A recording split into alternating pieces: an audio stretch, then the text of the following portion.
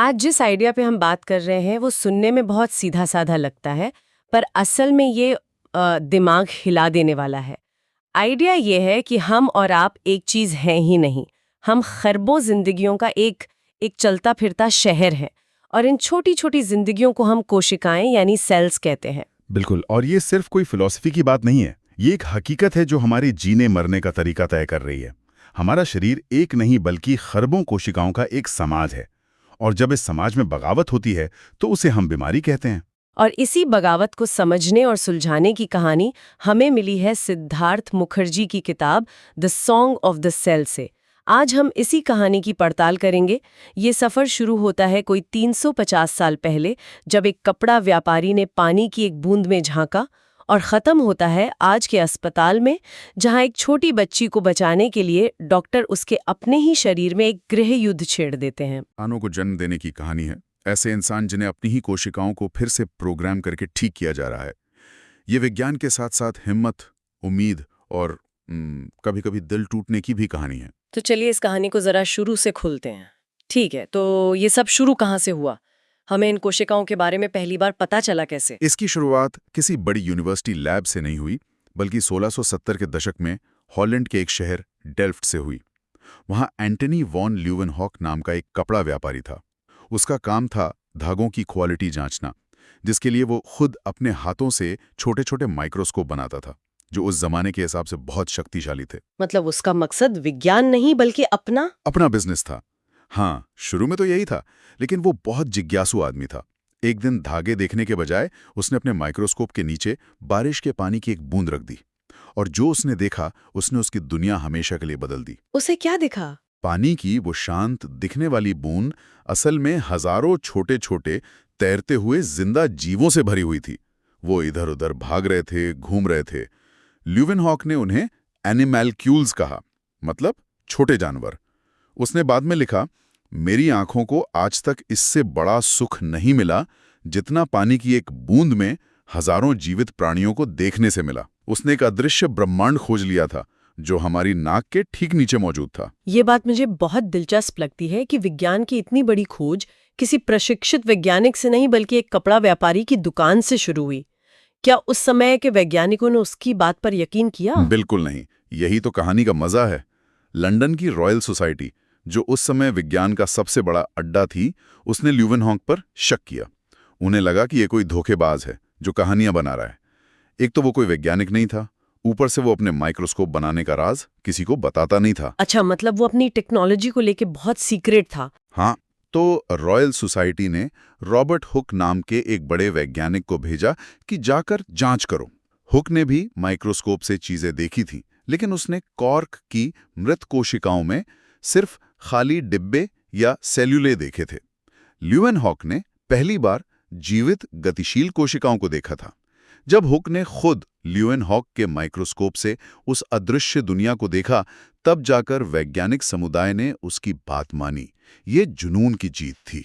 ठीक है, तो एक कपड़ा व्यापारी ने पानी की बूंद में एक पूरी दुनिया देख ली, लेकिन यहाँ एक बहुत बड़ा सवाल खड़ा होता है। पानी में तैरते कीड़ों और हमारे अपने शरीर में क्या संबंध है? इस एक बूंद से हम सब कोशिकाओं से बने हैं कि सिद्धांत तक का सफर कैसे तय हुआ? ये तो बहुत बड़ी छलांग है। बहुत बड़ी छलांग, और ये छलांग लगाने में लगभग 100 साल लग गए। इस दौरान वैज्ञानिक पेड़ पौधों और जानवरों में इन छोटी छोटी संरचनाओं को देख तो रहे थे, पर कोई उन्हें जोड़कर एक बड़ी तस्वीर नहीं बना पा रहा था। फिर आई 1837 की वो मशहूर रात। बर्लिन में डिनर वाली कहानी। वही, दो दोस्त, एक का नाम मैथियास श्लाइडन जो पौधों पर काम करता था, और दूसरा थियोडोर श्वान जो जानवरों को रिसर्च कर रहा था, एक साथ खाने पर बैठे थे। श्लाइडन की कहानी बड़ी दिलचस्प है। वो पहले एक नाकाम वकील था और इतना निराश हो चुका था कि उसने खुद को गोली मारकर आत्महत्या की कोशिश की थी, जिसका निशान उसके माथे पर हमेशा रहा। अरे वाह, ये बात कहानी में एक अलग ही रंग भर देती है। ऐसा लगता है जैसे कोई इंसान जो खुद जिंदगी से इतना निराश हो चुका हो, वही जिंदगी के सबसे गहरे राज को समझने के लिए सबसे ज्यादा उत्सुक था। शायद यही बात थी। डिनर पर श्लाइडन ने श्वान को बताया कि उसने जितने भी पौधे देखे हैं, चाहे वो कोई भी हों, उन सब में एक चीज कॉमन है। सब के सब कोशिकाओं से बने हैं। उनकी बनावट में एक एकता है। जैसे उसने ये कहा, श्वान के कान खड़े हो गए। क्योंकि उसने भी कुछ ऐसा ही देखा था। बिल्कुल, श्वान ने ठीक यही चीज एक टैडपोल यानी मेंढक के बच्चे के भ्रूण में देखी थी। उसे अचानक लगा कि ये कोई मामूली बात नहीं है। दोनों दोस्त खाना बीच में छोड़कर लैब की तरफ भागे। वहां श्वान ने माइक्रोस्कोप के नीचे अपनी स्लाइड लगाई और श्लाइडन को दिखाया। श्लाइडन ने देखते ही पहचान लिया, ये संरचनाएं पौधों की कोशिकाओं से मिलती जुलती थीं। ये तो किसी फिल्म का यूरेका मोमेंट लगता है ना? थाई, उस एक पल में जीव विज्ञान हमेशा के लिए बदल गया। उन्होंने महसूस किया कि पौधे और जानवर जो ऊपर से इतने अलग दिखते हैं, बिल्कुल, अंदर से एक ही ब्लूप्रिंट पर बने हैं, कोशिका। ये एक महान एकीकृत विचार था। इसने साबित किया कि धरती पर मौजूद हर जिंदा चीज, चाहे वो गुलाब का फूल हो, मेंढक हो या इंसान, एक ही परिवार का हिस्सा है। सब के सब जीवों के प्राथमिक कणों से बने हैं। ये सोचना ही कमाल है। मतलब एक इंसान, एक पेड़ और एक मेंढक, इन सब की बनावट का ब्लूप्रिंट एक ही है, कोशिका। इस एक खोज ने जीव विज्ञान की अलग-अलग शाखाओं को एक ही धागे में पिरो दिया। लेकिन सिर्फ जानना कि हम कोशिकाओं से बने हैं, ये एक बात है। इस जानकारी का इस्तेमाल बीमारियों को समझने में कैसे हुआ? इस सवाल का जवाब देने के लिए हमें कहानी में एक और दमदार किरदार को लाना होगा, रुडोल्फ विर्चो। 19वीं सदी का एक जर्मन डॉक्टर और पॉलिटिशियन जो उस समय के मेडिकल सिस्टम से बहुत तंग आ चुका था। उस समय इलाज होता कैसे था? बहुत अजीब तरीकों से। ज्यादातर डॉक्टर मानते थे कि बीमारियां मियाज्मा यानी खराब हवा से या शरीर के 4 रसों का संतुलन बिगड़ने से होती हैं। इलाज के नाम पर मरीज का खून निकाल दिया जाता था या अजीब सी जड़ी बूटियां पिलाई जाती थी। ये सब अंदाजे पर आधारित था। और विर्चो ने इस पूरी सोच को ही चुनौती दे दी। उसने एक सीधी लेकिन क्रांतिकारी बात कही। उसने कहा, अगर शरीर कोशिकाओं से बना है तो बीमारियां भी कोशिकाओं के स्तर पर ही शुरू होनी चाहिए। बीमारी कोई बाहरी भूत प्रेत नहीं, बल्कि हमारे अपने घर के अंदर की बगावत है, एक एक कोशिका की बगावत। उसने सेल्यूलर पैथोलॉजी का सिद्धांत दिया। इसका मतलब क्या था? मतलब ये कि हर बीमारी को उसकी जड़ यानी कोशिका तक खोजा जा सकता है। दिल का दौरा पड़ना कोई रहस्यमयी घटना नहीं है, ये बस दिल की मांसपेशियों की कोशिकाओं का मरना है। कैंसर कोई श्राप नहीं है, ये शरीर की अपनी ही कुछ कोशिकाओं का अनियंत्रित होकर बढ़ते जाना है। और यही आइडिया तो सैम और एमिली की कहानियों की जड़ में है, जहां डॉक्टर पूरे शरीर का नहीं बल्कि सिर्फ कुछ खास कोशिकाओं का इलाज करने की कोशिश कर रहे थे। बिल्कुल, विर्चो ने कहा था, हमें हमेशा कोशिका पर वापस लौटना होगा, और आज की सबसे एडवांस्ड मेडिकल थेरेपी ठीक यही कर रही है। तो चलिए अब उन कहानियों पर आते हैं। मुखर्जी की किताब हमें सीधे आज के दौर में ले आती है, और सैम की कहानी इस नए विज्ञान की ताकत और खतरे दोनों को दिखाती है। हाँ, सैम को मेलेनोमा था, एक तरह का स्किन कैंसर जो फैल चुका था। डॉक्टरों ने उस पर एक नई दवा आजमाई। इस दवा का काम कैंसर को सीधे मारना नहीं था, इसका काम था सैम की अपनी प्रतिरक्षा प्रणाली यानी इम्यून सिस्टम के सैनिकों, जिन्हें टी सेल्स कहते हैं, उन्हें जगाना और हुक्म देना कि जाओ कैंसर की कोशिकाओं पर हमला करो। और इन टी सेल्स ने अपना काम किया। शुरुआत में तो कमाल ही कर दिया। सैम की अपनी ही कोशिकाओं ने कैंसर पर ऐसा हमला बोला कि ट्यूमर सिकुड़ने लगे। वो लगभग ठीक हो रहा था, ऐसा लग रहा था मानो कोई चमत्कार हो गया हो। लेकिन फिर कहानी में एक भयानक मोड़ आया। क्या हुआ? वही टी सेल्स जिन्हें कैंसर से लड़ने के लिए जगाया गया था, वो इतने आक्रामक हो गए कि उन्होंने कैंसर और शरीर की स्वस्थ कोशिकाओं के बीच का फर्क करना ही बंद कर दिया। उन्होंने सैम के अपने लिवर पर हमला कर दिया। शरीर के रक्षक ही भक्षक बन गए।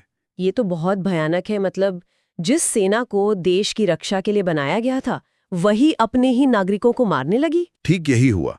ये इस नए विज्ञान की दोधारी तलवार को दिखाता है। डॉक्टरों के सामने एक मुश्किल चॉइस थी।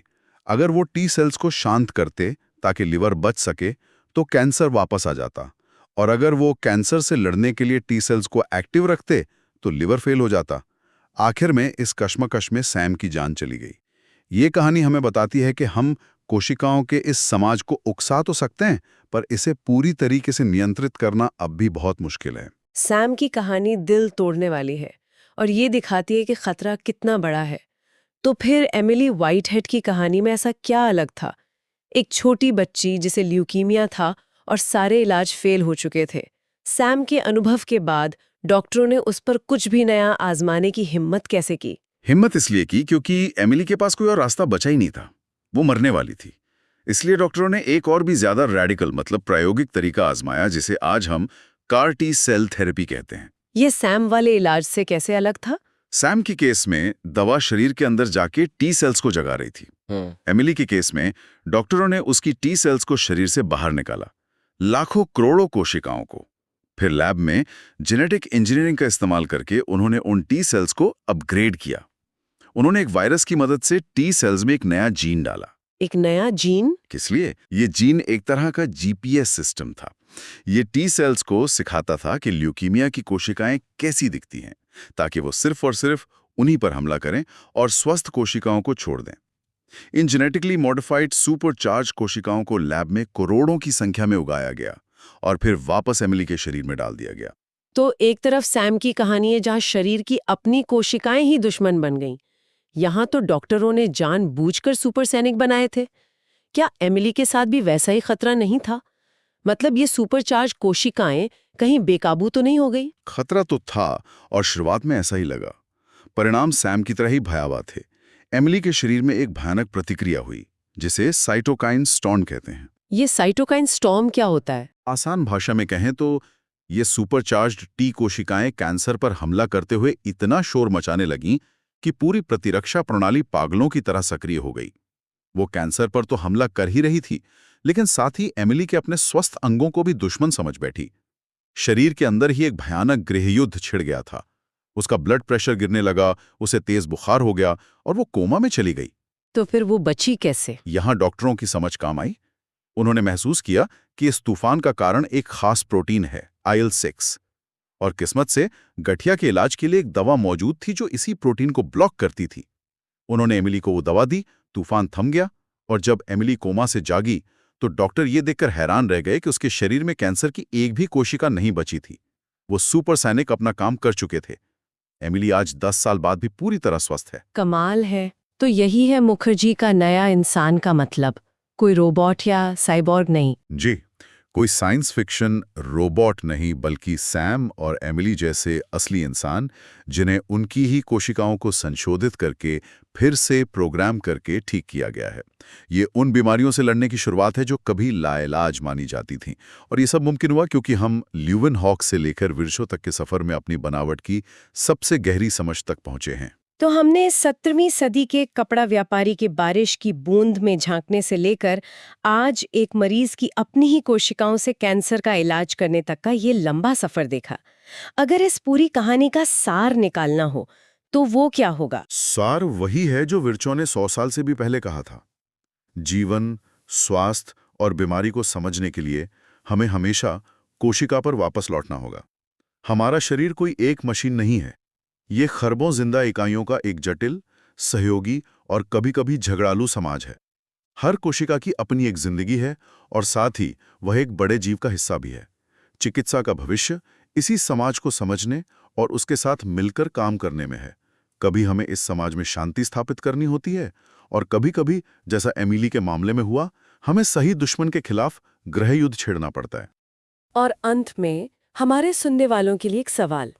स्रोत में मुखर्जी कोशिकाओं के सिंथेटिक संस्करण बनाने की संभावना का जिक्र करते हैं, मतलब लैब में शुरुआत से कोशिकाएं बनाना। अगर हम कोशिका के संगीत को इतनी अच्छी तरह समझ जाते हैं कि हम अपना संगीत खुद लिख सकें, तो इंसान होने का क्या मतलब रह जाएगा? एक बहुत बड़ा और जरूरी सवाल है।